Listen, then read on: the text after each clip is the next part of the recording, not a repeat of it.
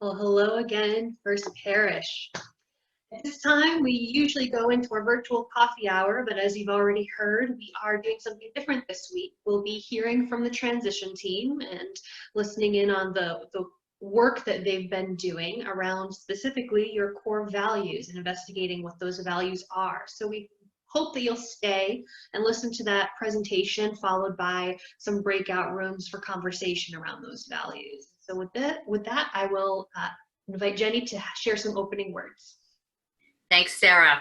Yeah, actually, this is going to be more conversation than presentation, because what we really want from you today is your weighing in on these core values. That's the next step, and then you'll be articulating your vision and mission later in the fall. So this is a really important piece, and I really appreciate your being part of it, as you have been every single step of this interim way. So with that, I'm going to turn it over to Gina Halstead. Thank you very much, and good morning, everybody. Gina Halstead for the transition team. Thank you for joining us as we launch the next phase of our transition work. In our time this morning, we'll quickly give you a sense of where we are in the process and the plan for this year. And like St. Francis of Assisi, we're at the beginning of a turning. We are moving from acknowledging our past and considering who we are now to what beacon we want to be in the future. So today we'll introduce you to the plan for the year, and then we're going to dive right in and break into some small groups to start exploring a couple of important topics that'll be the foundation for our work this year.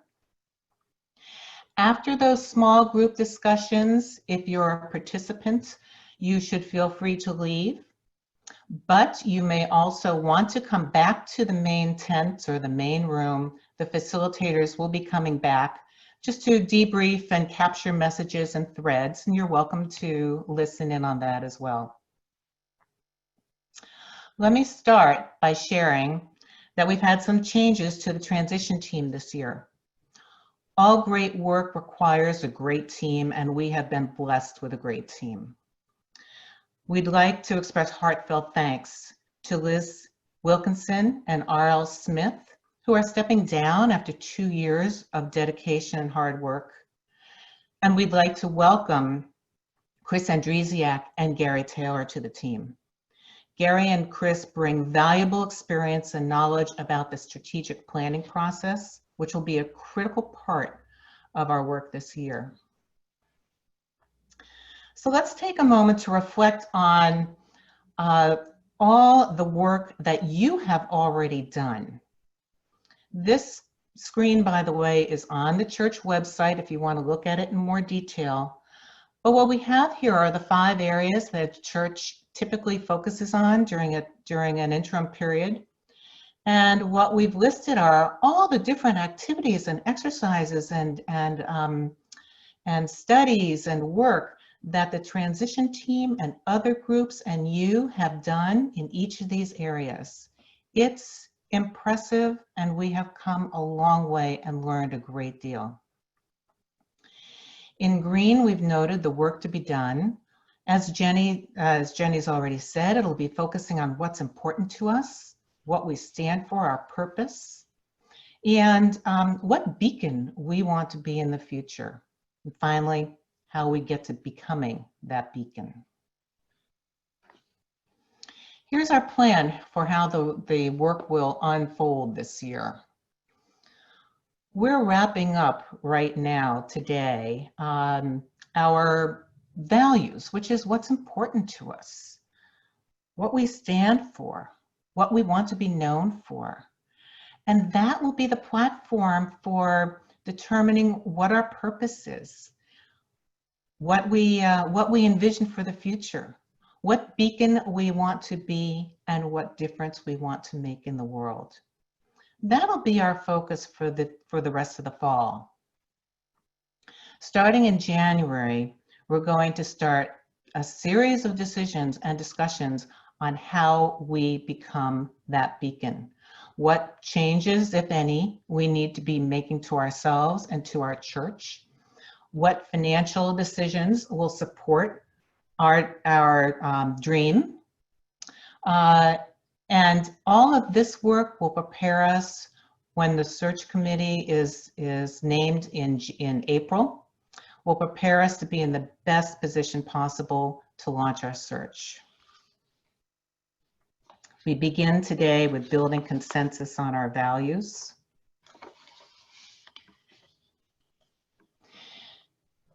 Establishing our values has been a lengthy and thoughtful process. It actually began late in 2019.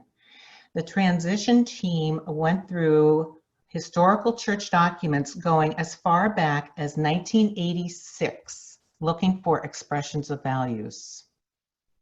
We reviewed profiles created for ministerial searches, past surveys. We dove into the discernment, the Vision 2020 report, the shared ministry review, as well as last year's spirituality survey. All of these efforts were important pieces of work that you did, and we wanted to capture your thoughts and what you thought was important through the years. We also considered our covenant and our call to ministry, and through all of that research, we compiled a list of about 12 or 15 possible values that or possible expressions that could be considered values of our church. Back in January, February, and early March, we started hosting workshops that about 40 of you were able to participate in before we shut down because of the virus. In those workshops, we asked you to prioritize those values, and the thoughts that you expressed, the priorities that the 40 parishioners expressed were very consistent. So all of this work led to a statement of First Parish values that we've attached to the parish news and the news brief for the past few weeks that some of you have commented on, and that we'll be doing some more focus on today. The 4 values that came out loud and clear from all of our past work and our current conversations are nourishing spirituality, sharing a welcoming and loving community, serving our neighbor, and cherishing the living earth. These 4 core concepts should look pretty familiar. They reflect our covenant and call to ministry, the documents we reviewed, and the workshop conversations this year. They've stood the test of time and concept, and we expect them to be pretty enduring, thinking they should hold in the future. We're working on a brief description of each value, and those descriptions may be tweaked or revised from time to time, changing as the world around us changes and as the congregation changes.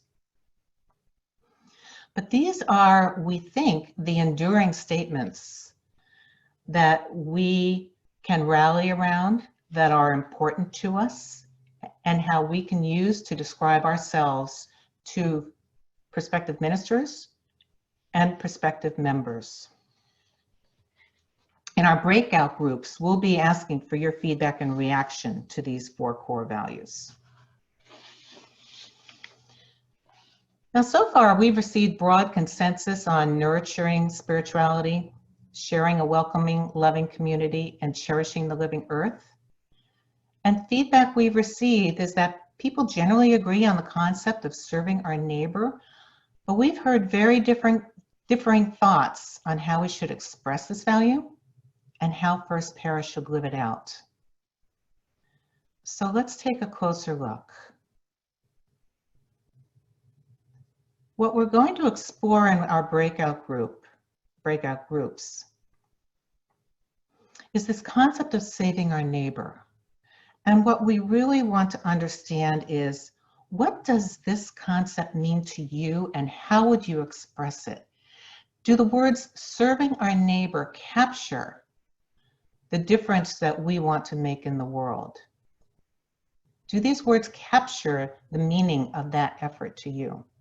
And does this mean community service to you, or social justice, unraveling systemic oppression? What exactly does this mean to you? We don't expect to have unanimous opinions on this topic, but understanding the spectrum of opinions in the congregation will help with some very practical decisions, like how we budget for outreach or what kind of minister the search committee should look for. So to help us understand your spectrum of opinions, we're going to break into the discussion groups, and each group will first have a chance to consider and comment on the 4 value phrases and then we'll look more closely at serving our neighbor. Each group will have a transition team member or a deacon as a facilitator, and the facilitator will ask for a volunteer to take notes. In your breakout groups, these 2 questions will be posted again, but we'll be exploring of the 4 values. Are these 4 values, in your view, central First Parish values? Are there any other values that you think are more central? And how would you suggest we name and describe the serving our neighbor value? And what does that value mean to you?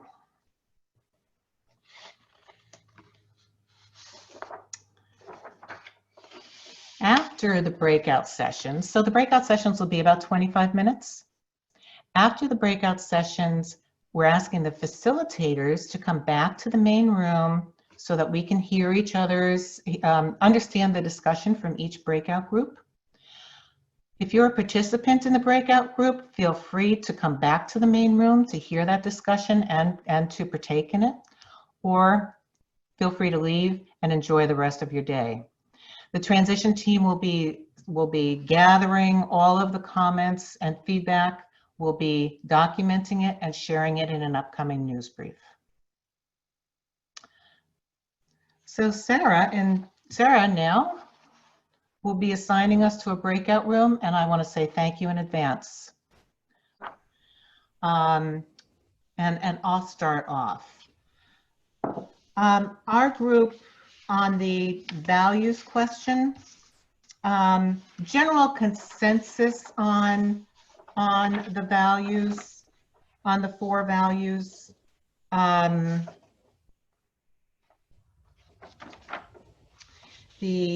on one second. There was the main comments that we, so 2 main comments. One was an expression of wishing for more emphasis on Jesus in the actual value, reflecting our UCC heritage. And then several comments that that really fell under the umbrella of serving our neighbor, and feeling that there were certain parts of the values that didn't reflect enough about what we could be or should be doing for the elderly and for the youth in particular. One person expressed the opinion that a value that was missing was something around helping young families grow and develop, helping families raise their children, helping families grow spiritually and emotionally. And so that is something that I just want to make note of, and that will work into our thinking. On the serving our neighbor, a lot of discussion about that. One suggestion. Well, there was feedback that the title "Serving Our Neighbor" feels passive. That we should have an expression that feels more active and engaging. One thought was loving our neighbor. And there were some very strong opinions and wishes and hopes and dreams that we become more activist, that we rise to that we become known, that we are the church and become known as the church that rises to the occasion, whether it be political or not. If there is a need there is a need to be addressed. That we be, as one one person put it, an incredible light in a very dark place, and that we are willing to step outside of our church and take activity that might be viewed as political. There was the wish that that we ask our congregations to do things outside of the church, to do more marches and more demonstrations as a church, not as individuals. So that gives you a sense of the types of comments in our session, and we'll be publishing all of them. Which facilitator would like to go next? I can go, Gina. Thank you. A lot of our conversation tracks what you just said, but on the first question, I'm just going to give you some highlights, and I have much more detailed notes that Katie took throughout the time. But one person felt that sharing and the serving categories really needed more definition of what that is. That's kind of too vague. And another person brought up the absence of justice and humility in our language as a teaching of Jesus. Where is it? How do we express it? Another interesting overarching concept was one person said, all of these values resonate, but they have changed in importance over time. And I think that's really something we should take into account, track some of the things we've talked about. On the second question, on the serving our neighbor, one person felt that we really need to define who our neighbors are, and that this category should be less of a list of what we do, that it's, another person echoed this by saying that she was troubled by all this declaration that we do this, we do that. So, a broader view of this was, that same person said that we really should articulate our readiness to respond to needs, whatever they may be. They might be local, they might be national, perhaps international as well. Another person was concerned that the emphasis was too parochial in the way the words were expressed, and that we may want to decouple the idea of serving the needy versus actively pursuing social justice. Those are pretty big categories.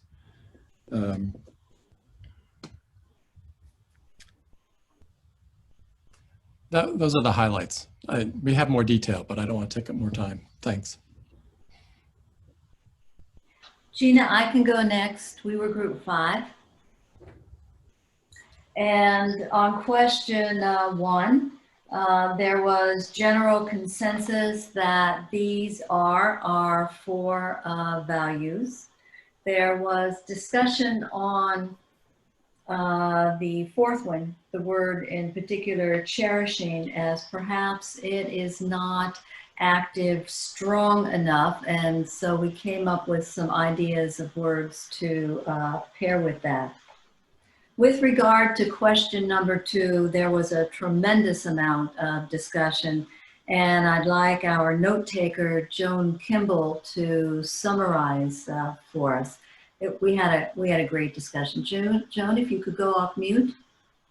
Yeah, we were also, I think, wanting to define the word neighbor, and there was quite a bit of discussion about the statement, sort of talking about individual actions and church actions, and some of us thought that there should be equal focus at least on church actions, not just supporting things that people are doing.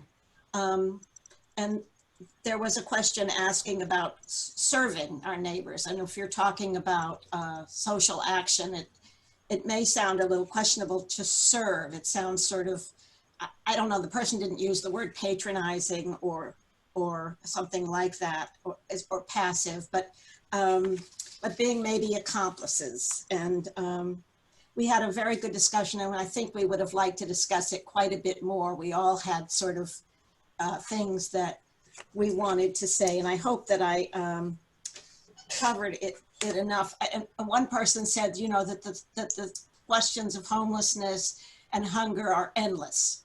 And so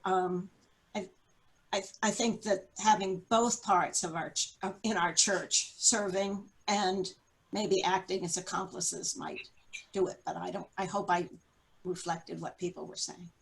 Thank you, Joan. Yes, and so we'll submit the detailed notes. There's a lot more to that discussion.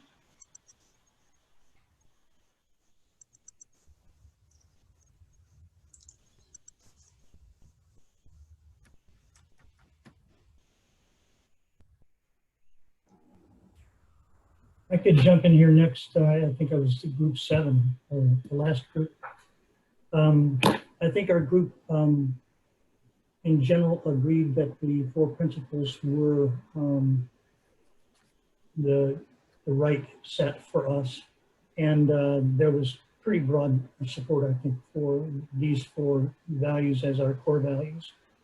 We also had a lot of discussion about the serving our neighbors value itself. And there are questions about how widely you draw the circle. Is it local? Is it national? Is it international? People were also concerned that it doesn't seem to be activist enough in the sense of suggesting action. And so what our group wound up kind of agreeing on is that the value should state something specifically about strengthening social justice or striving for social justice, as in addition to serving our neighbor. So something along the lines of serving our neighbor and striving or serving or strengthening social justice. And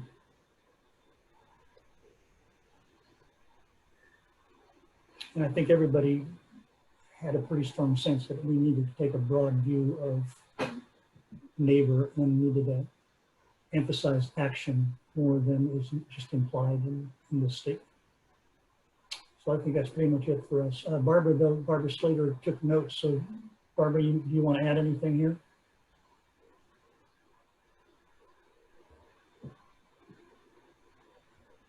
Sorry, I just lost the internet and I'm just now come back in, so I don't know what you said, but I will provide the notes for you and Gina to have. Okay. That's it for 7. I was group 3, I think. And on the first question, there was an interesting study done by one of the members of the Lenten booklet. And it was done by word count to try to figure out what kinds of words were used to express spirituality. And some very surprising results as a way. And what the group sort of came up with was that it's a very Unitarian kind of response to, there were very few words of God, Jesus, Christ, very few at all. And so I think what the speaker was saying was he or she wonders about that language and where it is in our values. On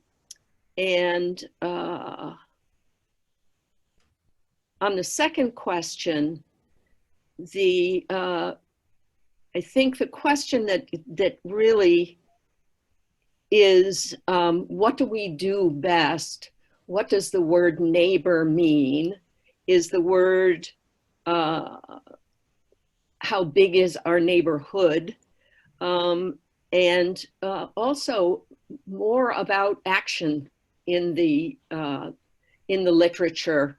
what we're good at, like adult ed, and how we can be an example in the town and for whatever our neighborhood is, and also whether we want to add an adjective in front of the word neighborhood to perhaps broaden the idea. It's a difficult concept to get across. And Liz was my note taker, so she will be sending me her notes. And I will send them on to you, Gina. I can send them directly to Gina. Thanks. Okay, I was group 1, I believe. So there were 6 of us in the group, besides myself, all with opinions. I wouldn't say they were all consistent, typical of First Parish, but there were some themes. There was, and I won't try to give any sense of what was a majority view or a minority view, but just sort of views that came up. With regard to the 4 value statements, there was a general, a sense that perhaps they were not, the verbs weren't strong enough or weren't quite the right verbs that we would want to use in those 4 statements. And then there were 3, I believe, if I remember right, 3 particular concepts that seemed not to be suggested that people thought ought to be there, or that one or more people thought ought to be there. One was the idea of education as a value, whether it would be a separate value or somehow more strongly suggested in one of the ones that's there. One was the absence of anything that sounded like the Christian heritage of the church. And one was a sort of a complex view that they didn't really reflect the subjective. They didn't reflect the value of finding out who we are as individuals in the context of the world and our faith and our relationship with whatever powers we think of in spiritual terms. There was so much discussion on that we barely got to the second question, and not everybody even had a chance to speak, but the sense of the things we had heard, many of which came up in looking at the summary statements, there was a strong sense of a need for more activism, more, whether it was called social justice or just a stronger sense of doing stuff in that serving our neighbor value. There was not great enthusiasm for the phrase serving our neighbor. One suggestion was supporting our neighbor, but we didn't get a chance to take that one all the way through. And I would say that the group probably could easily have talked for another hour on that topic without running out of things to say.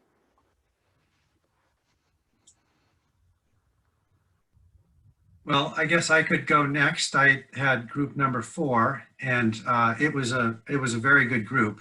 And actually, I think there was more agreement across the group than I might have expected. I won't be able to say everything that I heard here because there were so many good thoughts. But let me at least share a few that hit me. One, I think on the first question, the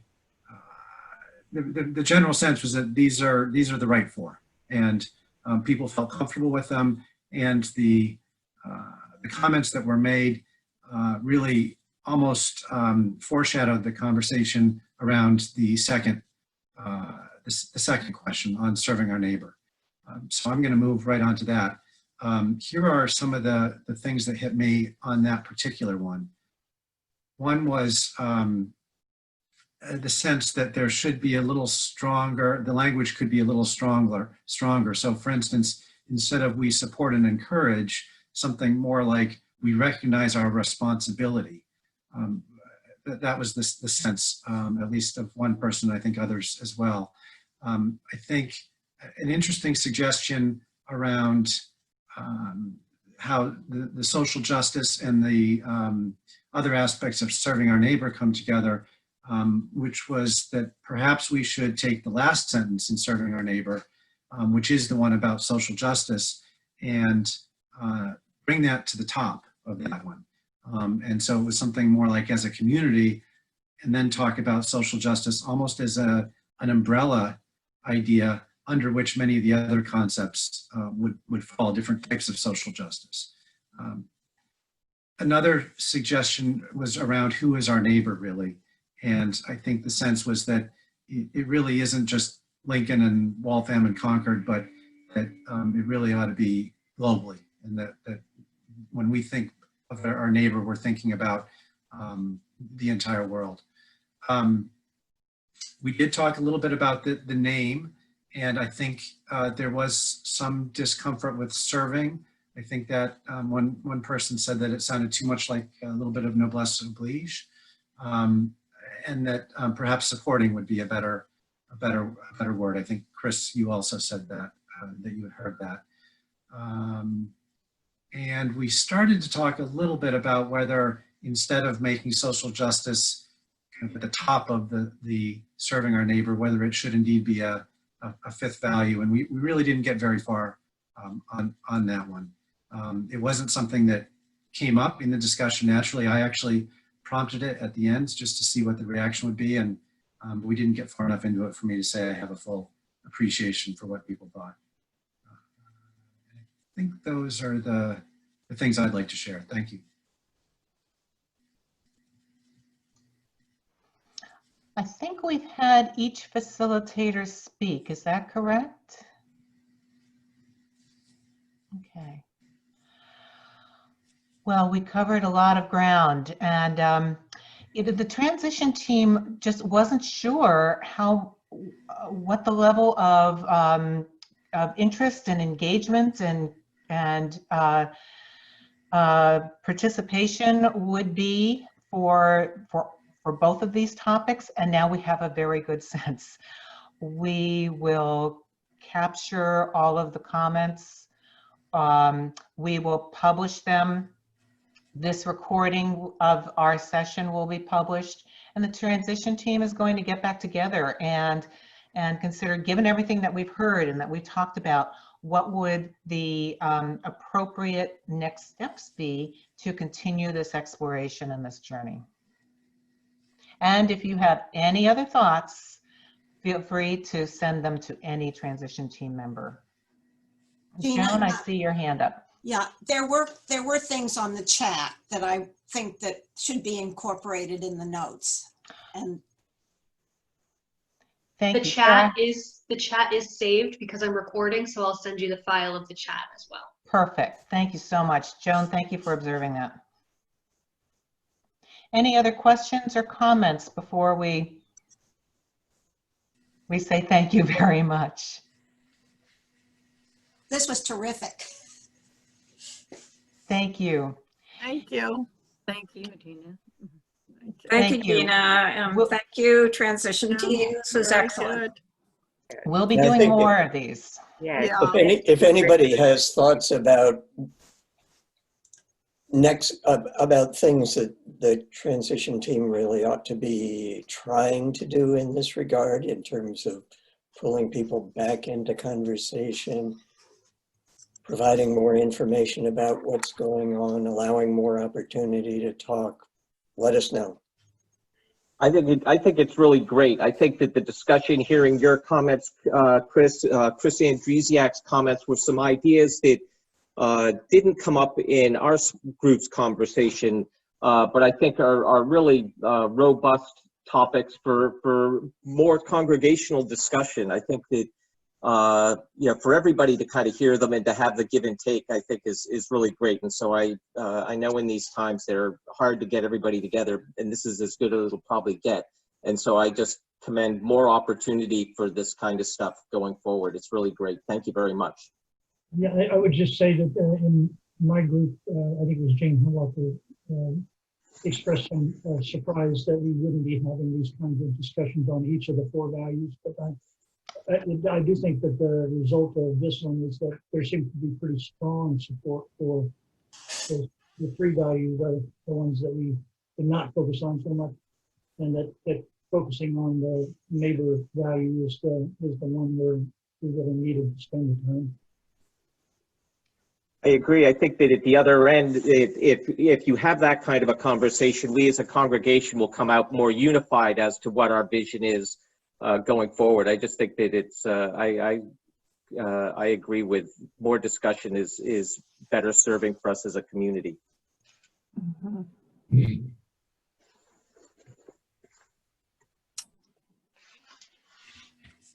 All right. Thank you, everybody. Thank you. Thank you. Thank you for It staying with was it. wonderful. Very good. Bye. Thank you, Gina. Bye. Bye-bye. Bye.